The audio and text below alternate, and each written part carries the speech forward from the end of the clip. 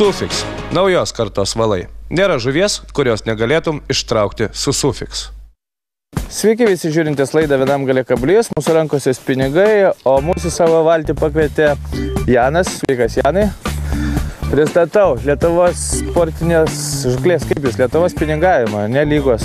Spiningautojų lygos prezidentas, Lietuvos rinktinės komandos vadovas ir dar kartą šiandien įsveikinsim 100 kartų turbūt, nes pirmą kartą Lietuvos spiningautojų istorijoje pasaulio čempionate vyrai užėmė 3. vietą, ką tik grįžo iš Italijos ir šiandien daug kalbėsime apie tai, kaip jiem ten sekės ir žinoma pabandysime kartu paspiningauti. Tokiai žmonėm nedažnai pavyksta tai padaryti ir manau, kad mūsų laida bus pakankamai įdomi visiems.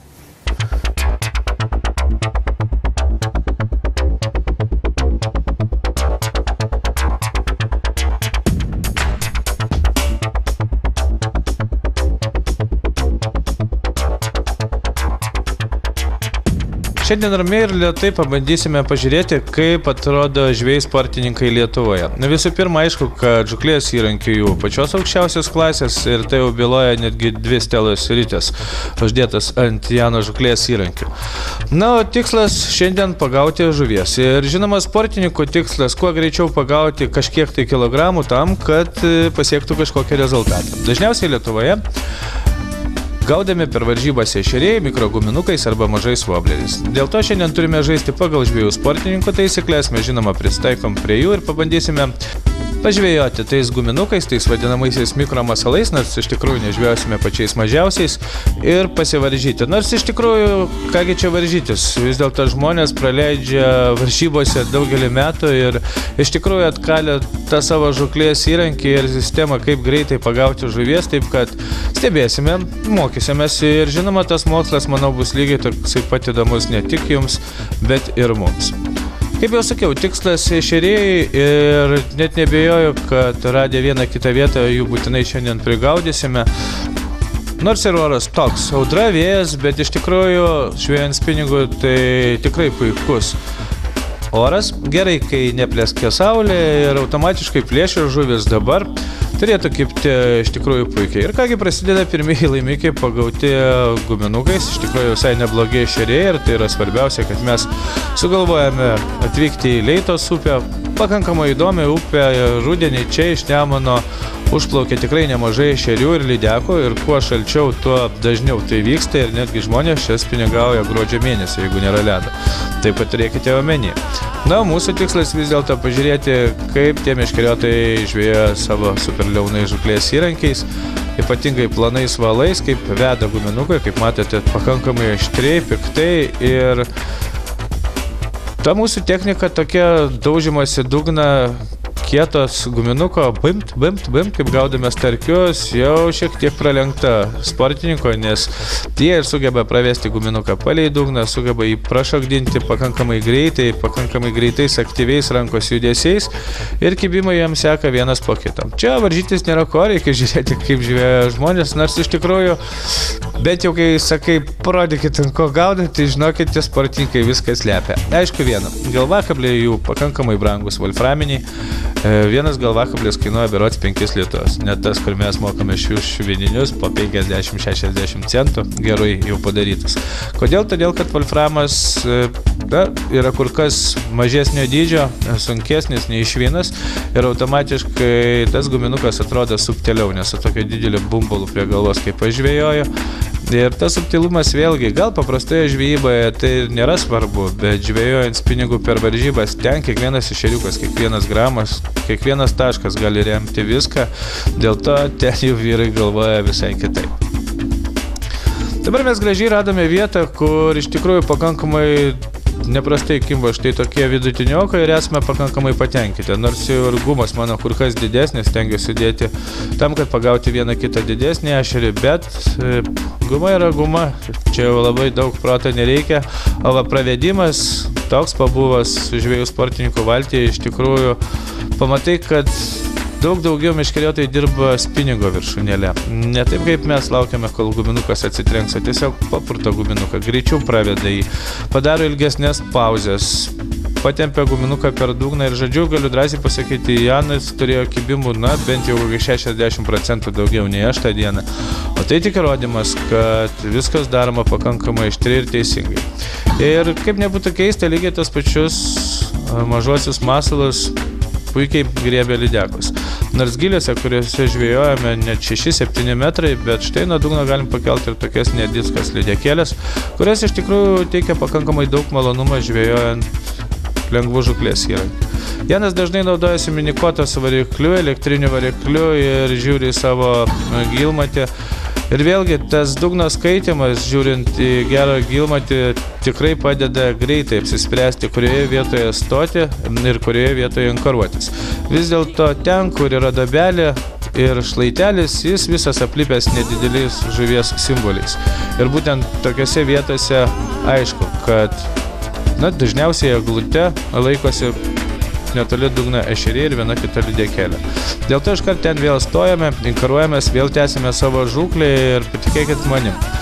Kai pamatai, kai žmogus orientuojasi vandenyje pakankamai greitai, aiškiai tose vietose, kur atrodo tau gal ir stoti neverta, smagu. Smagu gaudyti žuvį ir to labiau, kad jeigu jau užvedai tą vietą, kur žuvies yra begalė, vieną kitą pavyksta pagauti ir mums, keičiant ir guminukų spalvas ir dydžius, o tai yra svarbu.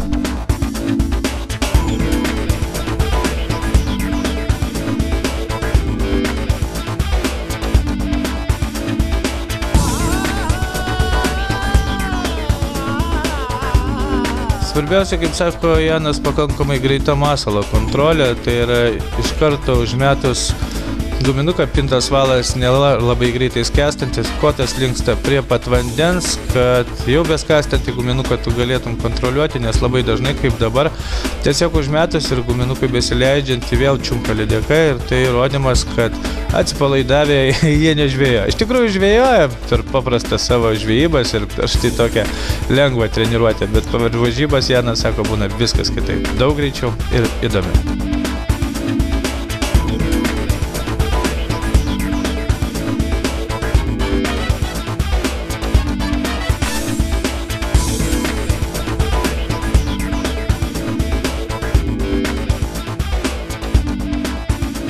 Tokia buvo mūsų pirma žuklės dalis. Pabandėme parungtyniauti su sportininkais, rimtais sportininkais. Kaip matėte, viskas įdomu. Jie gaudo žuvį labai greitai. Ir iš principo sportininkų idėja ir plūdininkų ir spiningauti yra kuo greičiau surinkti žuvį, nes jie turi tam tikrą laiko kiekį, kas plūdininkai 3 valandas, spiningauti 5. Ir jų darbas kuo daugiau tų gramų padaryti. Aišku, žuvis ten turi vėlgi ešerius, jie gaudo ne mažesnius kaip 15 cm. Lydekas, tarkius pagal visus Lietuvos ilgius priklausomus tokiai žuviai.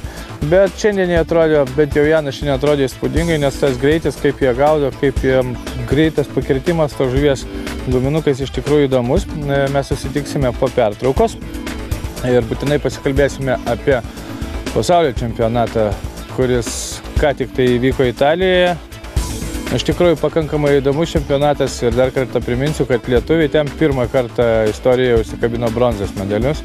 Tai jau yra šeštas. Taip kad po pertraukos jūsų laukia interviu su Janu.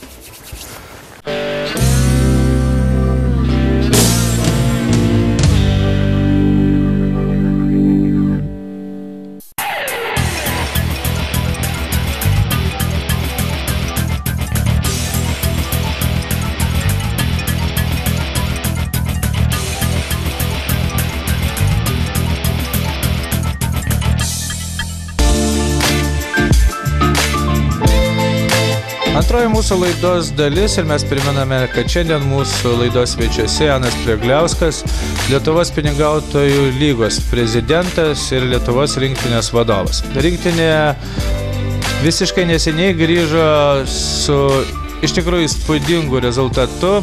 Pasaulio čempionate lietuviai užėmė 3 vietą, bronzą spiningautojų iš valčių kategorijoje ir tai pirmasis spiningautojų medalis.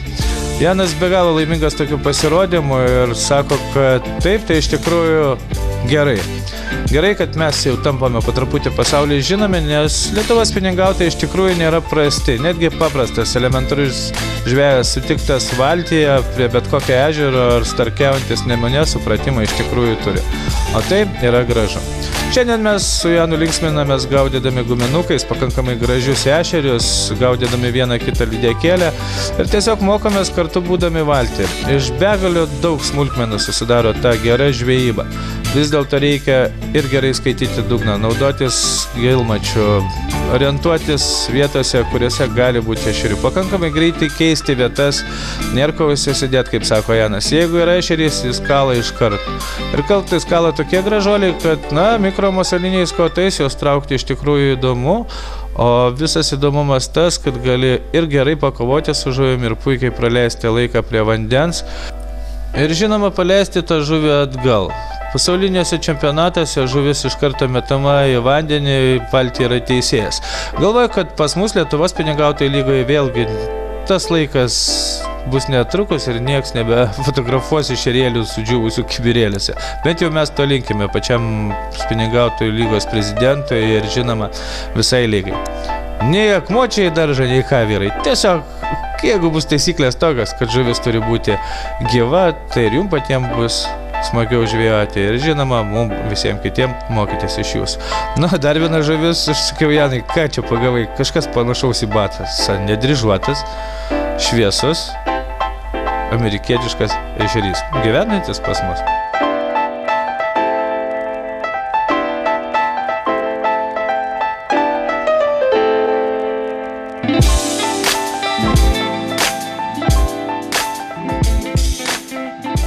Žmonės matė, kaip sportininkai gaudot žuvį, Janai, iš tikrųjų atrodo įspūdingai. Toks jausmas, kad jūs tais guminukai žadat nužudyti visas nedidelės lydekas ir ešerius, ar ne? Mes paleidžiam. Tai aišku, kaip visi normalų žvėjai. Dar kartą priminsiu, kad mūsų laidoje dalyvauja Janas Priegliauskas, žmogus, kuris yra Lietuvos spiningautojų lygos prezidentas ir rinktinės siela. Dar kartą sveikiname jūs, Janai, su puikia 3 vieta, iš tikrųjų žiauriai gražu. Šiaip lietuviai turbūt pirmą kartą, aš nežinau, skirius kastingistus ir avižėlę, kurie gaudintis pasidabino medaliais pasaulio čempionate. Papasakok šiek tiek apie tą Italiją, nes iš tikrųjų ten jau, aš kaip supratau, tokių ešerių neteko gaudyti, ar ne? Ne, ten vyrai gaudė šamus, salačius, starkius Italijoje, tai ten vyko pasaulio žvejų žaidynės. Ten vadinama žvejų olimpiada, jinai vyksta kas 5 metus, dabar buvo 3 kartą. Susirinka kažkur tai apie 66 šalis, 5000 dalyvių. Tai tokia mini olimpiada netgi kaip žiemos. 5000 išpratėjusių su meškerėm rankose į vieną šalį, ar ne? Jo, tenai su treneriais, su aptarnaujančiu personalu, sportininku kažkur tai 3000. Labai gerai. Ir kaip ten viskas vyko, kaip atidarimas? Atidarimas vyko Florencijoje, tai visus surinko į autobusus, išvežiojo, jau atvežė į vietą, buvo paradas, tai nežinau, ir visos šalis dalyvavo? Jo, dalyvavo 56 valstybės, gausiausia delegacija buvo italų, tai 260 dalyvių, lietuvių dalyvavo tik karpininkai ir spiningautojai. Plūdininkai, kiek žinau, kad kažkur toli jam gavosi važiuoti, labai atidarėm. Supratau, tu labai jau čia taip rimtai ir oficialiai viską man pasakai, bet kai pamatė tą vandenį, kai supratote, kad ten gyveno šamai, koks jausmas buvo? Neblogas jausmas, žvejoti visi norėjo, gaila, kad ne visi galėjo ten tik pažvejoti. Supratau, pagrindiniai įrankiai, pagrindinės jūsų sėkmės priežastys, galima taip sakyti. Mes jau važiavom nusiteikę taip, kad ten žinom, kad bus šamas, starkis gaudomas, salatis, tai ir įrankiai buvo atitinkami. Jau negaudėte? Ne, jau mikromasalais jau mes negaudėm.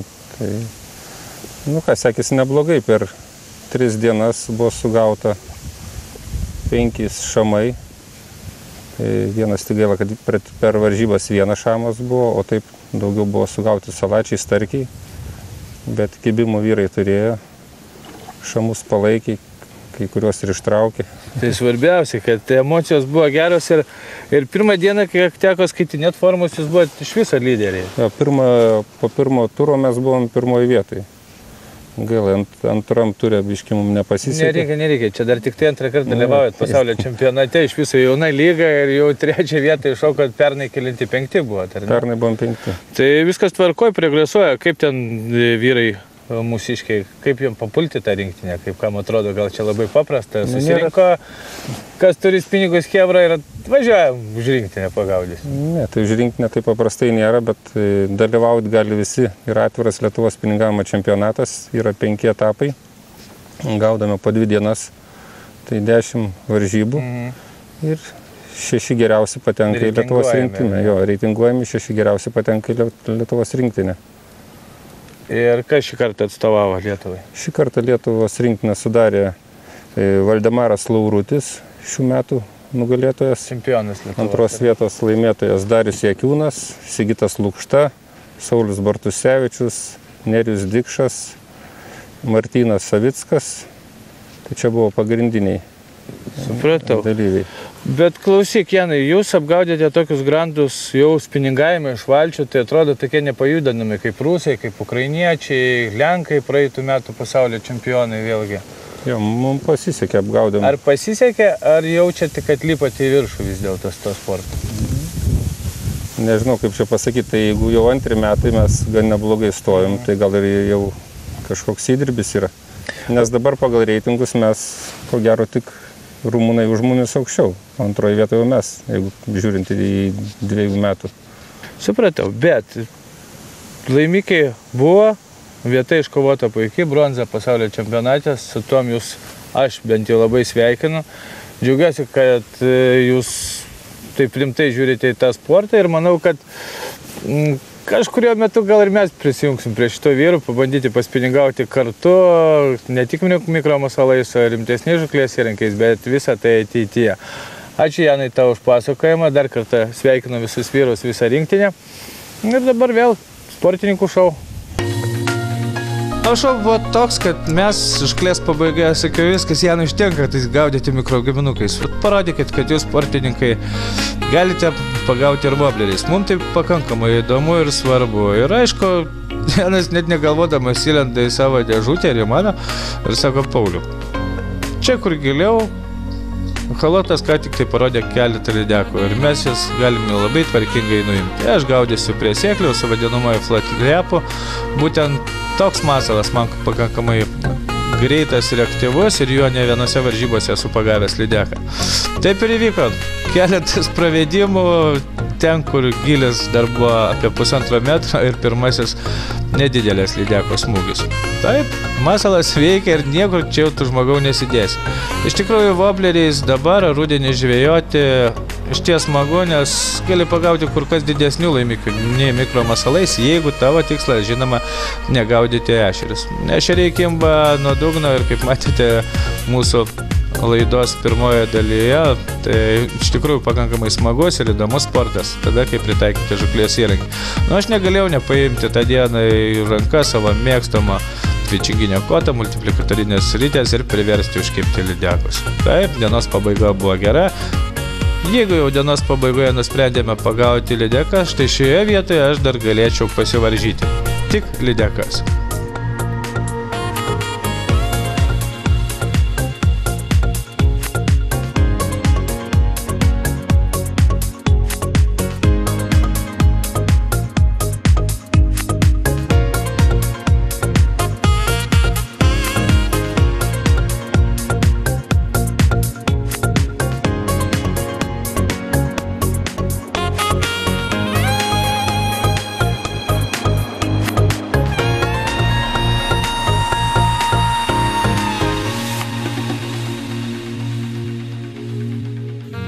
Tokia šiandien buvo mūsų žvejyba. Iš tikrųjų, žuvis dar į leitą neįlindusios ir teko, kaip matėte, rankioti labai atsargiai kimbančias lydekėlės. Lydekėlės tikrai to žodžio prasme nedideliais guminukais.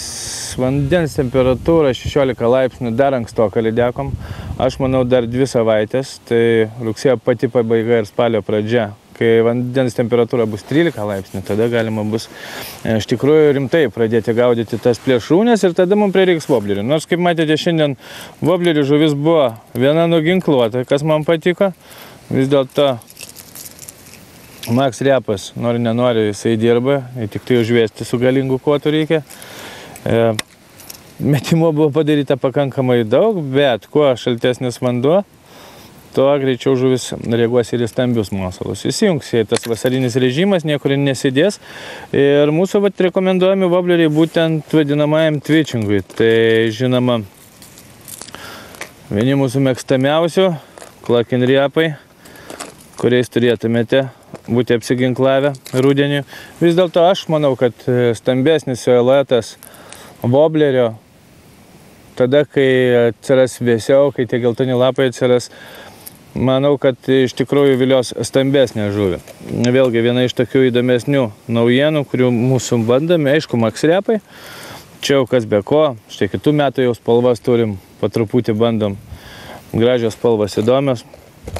Aišku, vėlgi woblerį, kurį reikia tampyti, tai X Repas, visiems puikiai žinomas, štai naujos spalvos, atsirandančios kitais metais.